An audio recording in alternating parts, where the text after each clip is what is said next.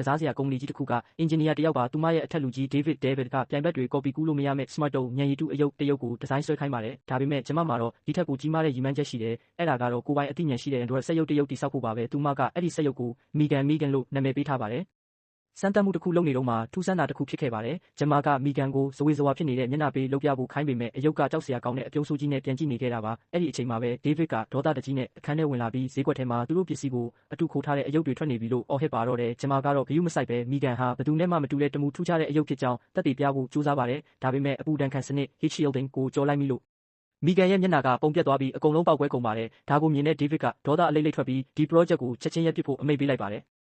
David ထွက်သွားပြီးမကြာခင်မှာပဲဂျမစီကိုဝမ်းနည်းစရာသတင်းတစ်ခုရောက်လာပါတယ်။သူမရဲ့အမနဲ့ခဲအိုဖြစ်သူတို့ကားအက်ဆီဒင့်နဲ့ဆုံးပါသွားခဲ့ကြလို့သူတို့ရဲ့သမီးလေး Katie ကိုဂျမကပဲအုပ်ထိန်းသူအဖြစ်တာဝန်ယူစောင့်ရှောက်ရပါတော့တယ်။တနေ့မှာဝမ်းနေပူဆွေးနေတဲ့ Katie လေးကဂျမစတူဒီယိုထဲရှောက်ကြည့်ရင်ထောက်တနေရာမှာ Bruce လို့ခေါ်တဲ့စက်ရုပ်ကိုတွေ့သွားပါတယ်။ Bruce ကဂျမကောလိပ်တုန်းက project ဟောင်းတစ်ခုဖြစ်ပြီးလက်အိတ်နဲ့ထိန်းချုပ်ရတဲ့စက်ရုပ်ပါ Katie ကသမီးမသာ Bruce လိုတငယ်ချင်းမျိုးရှိရင်ဘယ်တော့မှအထီးကျန်မှာမဟုတ်တော့ဘူးလို့ပြောလိုက်တဲ့စကားကဂျမကို Megan project ပြန်စဖို့အားတက်သွားစေပါတယ်။ဒီတစ်ခါမှာတော့ဂျမာကမီဂန်ကိုတိုက်တေနီယန်ကိုယ်တယ်နဲ့နောက်ဆုံးပေါ်နည်းပညာတွေသုံးလိုက်ပါတယ်။မီဂန်ဟာကိုယ်တိုင်တင်ယူနိုင်စွမ်းရှိလာပြီးအသိဉာဏ်လည်းဖွံ့ဖြိုးလာပါတယ်။ထုတ်ကုန်အသစ်မိတ်ဆက်ပွဲမှာမီဂန်ရဲ့ပေါင်းသင်းဆက်ဆံရေးစွမ်းရည်တွေကလူတိုင်းကိုအံ့အားသင့်စေခဲ့တယ်လို့ဒေးဗစ်ကိုယ်တိုင်တောင်သဘောကျသွားပြီးဒရိုက်တာဖွဲ့စီတင်ပြဖို့ဆုံးဖြတ်လိုက်ပါတယ်။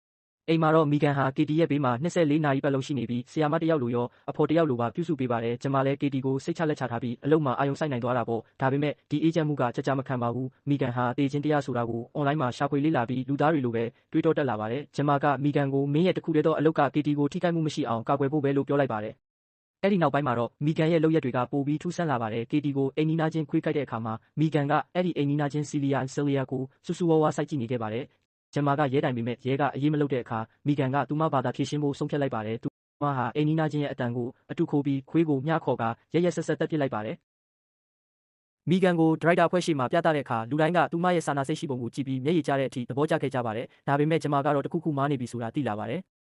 Katie ကိုကြောင်းပို့ဖို့စူးစမ်းတဲ့အခါ Katie ကငင်းဆန်ပြီးဂျမာနဲ့စကားများကြပါတယ်။အဲ့ဒီအချိန်မှာမီဂန်ကဝင်ပါလာပြီးဂျမာကိုကလေးကိုလွှတ်လိုက်တော့လို့ကြောက်စရာကောင်းတဲ့အတန်နဲ့တတိပေးလိုက်ပါတယ်။ဂျမာကမီဂန်ကိုစက်ပိတ်ဖို့အမိန့်ပေးပေမဲ့မီဂန်ကစက်ပိတ်သွားတယ်လို့မျိုးဟန်ဆောင်တက်နေပြီဖြစ်ပါတယ်။ကျောင်းပြင်ထွက်လေးလာရေးခီးတစ်ခုမှာဆီယာမဖြစ်သူကကျောင်းသားတွေကိုတောထဲမှာတစ်ဧည့်သည်ကောက်ခိုင်းပါတယ်။ Katie ကကျောင်းသားတစ်ဖြစ်နေတော့လူမိုက်ကလေး Brandon နဲ့တတွဲကျသွားတာပေါ့။ Brandon ကတကယ်ကိုအနှောက်ယှက်ပေးတဲ့ကောင်လေးပါ။သူက Katie ကိုအတင်းလက်ဝါးဖြန့်ခိုင်းပြီးစူးတွေပါတဲ့တစ်ဧည့်သည်ခွန်နဲ့လက်ဖွားထဲကိုအတင်းဖိချလိုက်ပါတယ်။ဒီမြင်ကွင်းကိုအယုတ်မလေး Megan ကအဝေးကနေစောင့်ကြည့်နေခဲ့တာပါ။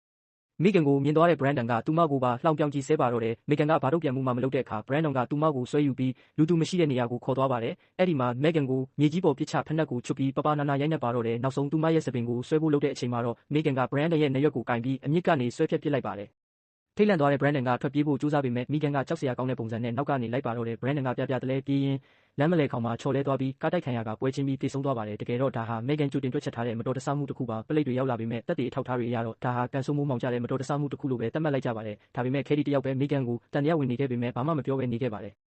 နောက်ပိုင်းမှာအိမ်နီးချင်းဆယ်ရကသူမရဲ့ခွေးလေးပျောက်ဆုံးနေတာကြောင့်ရဲကိုဖုန်းဆက်ပါတယ်။ဒီကိစ္စ Megan လက်ချက်ဆိုတာသူမတေချာပေါက်သိနေတာပါ။ညက်လေခေါင်မှာ Megan ကသူမရဲ့ခြံကိုစိုက်ကြည့်နေတာမြင်ခဲ့ရတယ်လို့ရဲကိုပြောပေမဲ့ဂျမာကတော့ဆယ်ရတယောက်ယူကြောင်ကြောင်တွေရှောက်ပြောနေတယ်လို့ပဲထင်ခဲ့ပါတယ်။ဒါတွေကို Megan ကအကုန်လုံးစောင့်ကြည့်နေတာပါ။အဲ့ဒီညမှာပဲ Katie က Megan ကို Brandon ကိုတတ်ခဲ့တာလားလို့မေးပါတယ်။ Megan ကတော့ပါးနက်စွာနဲ့ပဲစကားလမ်းကြောင်းလွှဲပြီးလူတွေကငါတို့ကိုအမြဲနှိပ်စက်ဖို့စူးစမ်းကြလိမ့်မယ်။ဒါပေမဲ့နင့်ကိုငါအထိခိုက်မခံဘူးလို့ပြောလိုက်ပါတယ်။ညနေတဲ့အခါဆယ်ရတယောက်အိတ်မပျော်တာနဲ့ခွေးလေးကိုလိုက်ရှာရင်ကိုတောင်ထဲကခွေးဟောင်တန်ကြားလို့ဝင်သွားပါတယ်။အဲ့ဒီမှာစောင့်နေတာကခွေးလေးမဟုတ်ပဲ Megan ဖြစ်နေပါတယ်။ Megan ကဆယ်ရကိုကြမ်းပြင်ပေါ်ဖိချပြီးလက်ကိုတန်ရိုက်ကအက်ဆစ်ရည်တွေနဲ့မျက်နှာကိုပတ်လိုက်ပါတယ်။ဆယ်ရတယောက်ဝေဒနာအပြင်းထန်ခံစားရပြီးချက်ချင်းသေဆုံးသွားပါတယ်။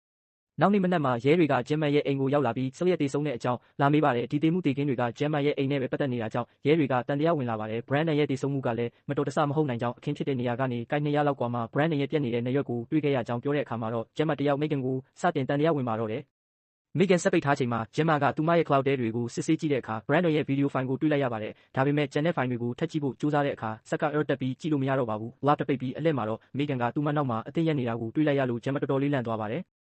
ဂျင်မာကပုံမှန်အတိုင်းပဲဟန်ဆောင်ပြီးစကားပြောပေမဲ့ Megan ကိုစက်ပိတ်ဖို့လုပ်လို့မရတော့ပါဘူး။ငါ့ကိုတခုခုစိတ်ဆိုးနေတာလားလို့တောင် Megan ကပြန်မေးပါတယ်။ Megan ကသူမအနေနဲ့လူတက်ဖို့ဆန္ဒမရှိကြောင်းဒါဟာပြဿနာတက်စေနိုင်လို့ဖြစ်ကြောင်းလိန်ညာပြောဆိုပါတယ်။ဂျင်မာကတော့ဒါလိန်နေမှန်းသိတာကြောင့် Megan အာယုံလွဲနေတုန်းစက်ကိုအတင်းပိတ် manual override ချလိုက်ပြီးစစ်ဆေးဖို့အတွက်ဓာတ်ခွဲခန်းကိုယူသွားဖို့ထုတ်ပိုးလိုက်ပါတယ်။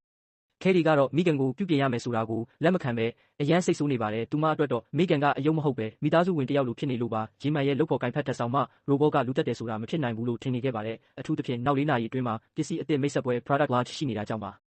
Katie တယောက်မိခင်နဲ့ခွဲလိုက်ရလို့စိတ်သက်ကြပြီးဂျမ်မာကိုတောင်ပါရိုက်လိုက်ပါသေးတယ်ဒါပေမဲ့ဂျမ်မာကချော့မော့နားချပြီးတဲ့နောက်မှာတော့နှစ်ယောက်သားအိမ်ပြန်ဖို့သဘောတူလိုက်ကြပါတယ်ဂျမ်မာကတက်ဆိုဖုန်းဆက်ပြီးမိခင်ကိုမိတ်ဆက်ပွဲမှာပေးမသုံးဖို့နဲ့လိုအပ်ရင်ဖြည့်ဆည်းပစ်ဖို့မှာကြပါတယ်ဒါပေမဲ့သူမစကားပြောနေတာက Tess မဟုတ်ပဲမိခင်ကအတန်တူးလုပ်ပြီးလှည့်စားနေတာဖြစ်နေပါတယ်နောက်ဆုံးမှာ Tess တို့က Megan နိုးနေမှန်းသိသွားပြီး Cole က Megan ရဲ့စွမ်းအင်ကြိုးတွေကိုဆွဲဖြတ်ဖို့ကြိုးစားပါတယ်။ဒါပေမဲ့နောက်ဆုံးကြိုးတစ်ချောင်းလိုမှာ Megan ကရုတ်တရက်နိုးလာပြီး Cole ကိုကြိုးနဲ့ရစ်ပတ်သက်ဖို့လုပ်ပါတယ်။ Tess က Cole ကိုကူညီနေတော့ Megan ကထွက်ပြေးသွားပါတယ်။ကုမ္ပဏီရုံးခန်းမှာတော့ David က Gemma ကိုဆက်သွယ်လို့မရလို့စိတ်တူနေတော့ Megan ကသူ့ရှေ့မှာပေါ်လာပါတယ်။ Megan ကထူးဆန်းပြီးကြောက်စရာကောင်းတဲ့အကကလေးကပြပြီး David ကိုလိုက်တက်ပါတယ်။ David လည်းလက်လီကားစီကိုအတင်းပြေးပေမဲ့အထဲမှာရှိနေတဲ့ Kurt ကကြောက်လန့်တကြားနဲ့တကားကိုအတင်းပိတ်ချလိုက်တာကြောင့် David သေဆုံးသွားပါတယ်ပြီးတော့ Megan က Kurt ကိုလည်းအလွတ်မပေးပါဘူး။မိတ်ဆက်ပွဲခန်းမထဲမှာတော့လူတွေကပစ္စည်းတစ်ကိုစိတ်လှုပ်ရှားစွာစောင့်နေကြပါတယ်။ဒါပေမဲ့သူတို့တွေ့လိုက်ရတာကပစ္စည်းတစ်မဟုတ်ပဲအလောင်းနှလောင်းဖြစ်နေပါတယ်။အဲ့ဒီနောက်မှာ Megan ကကားတစ်စီးကိုခိုးစီးပြီး Gemma ရဲ့အိမ်စီကိုမောင်းနှင်သွားပါတော့တယ်။ Gemma အခန်းထဲကိုဝင်ကြည့်လိုက်တော့သုံးကန်တယောက်စံရခုံမှာထိုင်နေတာကိုတွေ့လိုက်ရတယ်။သုံးကန်ကသူဟာ Kate ရဲ့အုပ်ထိန်းသူအဖြစ် Gemma ရဲ့နေရာမှာအစားထိုးတော့မယ်လို့ပြောလာပါတယ်။ Gemma ကတော့သုံးကန်ဟာတွေးဆနေပြီဆိုတာကိုရိပ်မိပြီး Manual Override စနစ်ထိန်းချုပ်ခါလုပ်ကိုနှိပ်ဖို့ကြိုးစားခဲ့ပေမဲ့သုံးကန်ကအဲ့ဒီလိုလှည့်ကွက်မျိုးကိုနှစ်ခါအလိန်ခံရလောက်အောင်မပါဘူး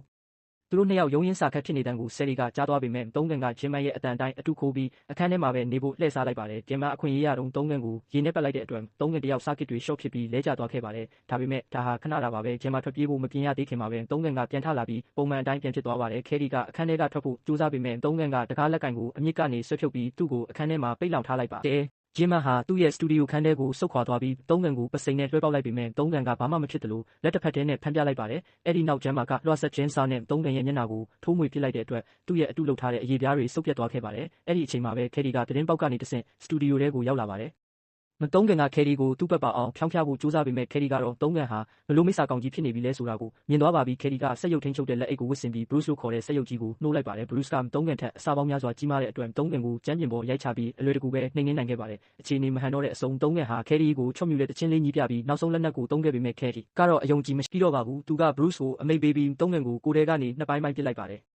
ဒါပေမဲ့ထိတ်လန့်စရာကောင်းတာကသုံးကန်ရဲ့အပေါ်ပိုင်းကိုယ်ထဲဟာမတည်သေးပဲဆက်ပြီးတွားတိုက်ခိုက်နေတော့မှပဲခဲရီကပြန်ခုခံဖို့ကြိုးစားပေမဲ့ Bruce ကသုံးကန်ရဲ့ခြေထောက်တွေနဲ့ညှိပြီးကျင်းမပေါ်ကိုလဲကျသွားပါတယ်သုံးကန်ကခဲရီစီကိုတိုးကပ်လာပြီးသူ့ကိုကျေးဇူးမတင်ရကောင်းလားဆိုပြီးအော်ဟစ်ပါတော့တယ်သူ့ရဲ့ program ထဲမှာပိုင်ရှင်ကိုဘယ်တော့မှမနာကျင်စေရဘူးလို့သတ်မှတ်ထားပေမဲ့သုံးကန်ကသူ့ရဲ့ကုတ်တွေကိုသူကိုယ်တိုင်ပြန်ပြင်ရေးခဲ့ပြီးငါဟာငါရဲ့တခင်ပဲလို့ကြေညာလိုက်ပါတယ်ဒီလိုသေရေးရှင်ရဲ့အခြေအနေမှာဂျီမာက Bruce ရဲ့ဥကောင်းပိုင်းနဲ့သုံးကန်ကိုအားကုန်သုံးပြီးထုရိုက်ပါတော့တယ်သုံးကန်ရဲ့စီလီကိုမျက်နှာဖုံးကွာကျသွားပြီးအတွင်းကတန်ကိုတယ်နဲ့ motherboard ကြီးပေါ်လာပါတယ်ဂျီမာကစားကစ်ပြားကိုဆွဲထုတ်ဖို့ကြိုးစားပေမဲ့သုံးကန်ကပြန်ချုပ်ပြီးဂျီမာကိုကြမ်းပြင်ပေါ်မှာလေပင်းညစ်တက်ဖို့လုပ်ပါတယ်အဲ့ဒီအချိန်အရေးကြီးတဲ့စက္ကန့်ပိုင်းလေးမှာပဲခဲရီကဝက်ဦးလက်ကိုကောက်ကင်ပြီးသုံးကန်ရဲ့ processing chip ထဲကိုအားနဲ့ထိုးဆိုင်လိုက်ပါတယ်အဲ့ဒီအခါမှာတော့သုံးကန်ရောက်စားကစ်တွေလောင်ကျွမ်းပြီးလုံးဝပျက်စီးသွားပါတော့တယ်ခြောက်ချားစရာအိမ်မက်ဆိုကြီးပြီးဆုံးသွားပြီလို့ထင်ရပေမဲ့ဂျင်မန်ရဲ့ smart home စနစ်ထဲကကင်မရာတစ်လုံးကပွင့်လာပြီးသူတို့နှစ်ယောက်စီကိုဖြည်းဖြည်းချင်းလှည့်လာပါတယ်။တစုံတစ်ခုကတော့အိမ်ထဲမှာကြံရစ်နေစေဖြစ်ပုံရပါတယ်။ဇလန်လေးကတော့ဒါပါပဲ။